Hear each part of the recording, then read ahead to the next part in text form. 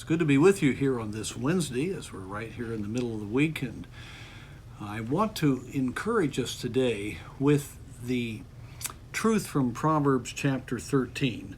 Hope deferred maketh the heart sick, but when the desire cometh, it is the tree of life. Now we can all understand that. Man, we love it when something we really want to see happen occurs, and it's just, man, you got to tell everybody you're so excited about it. But when you really have something you hope's going to happen and it doesn't happen, and or it's not going to happen, your heart just sinks, and it's very easy to become discouraged. Now, I bring this up because we've got to ask ourselves, what is it that we're hoping is going to happen? If we are looking to the wrong things to make us happy, then we're going to be regularly let down.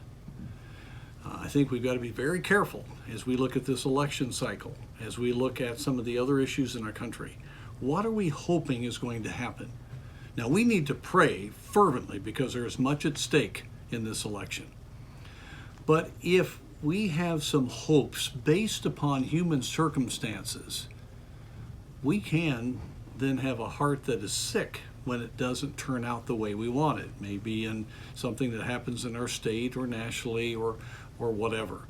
And it can be in other areas. We might be hoping that certain situations would change in our country, or that we'd be able to solve some problems for ourselves.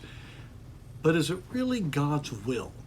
See, you can have confidence when you know something is God's will and you're praying for it, and even if hope is deferred, you're okay because you know at some point God's going to answer that prayer.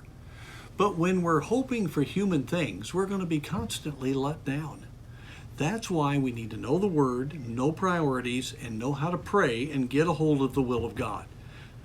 This is the confidence that we have in Him. If we ask anything according to His will, He heareth us. And if we know that He heareth, we know we have the petition we desired of Him. There in 1 John chapter 5. And God will open His Word and show you what He really wants to accomplish if you take the time to really seek His face. And so, what are we hoping for? Because if we're hoping for just human things that we don't have confidence from the Lord are going to happen, then we could easily be disappointed. And we don't need to live a disappointed life. We need to be resting in the Lord, accepting what is happening, and then rejoicing when we know that God has vindicated His truth and that He has done what He has said He is going to do.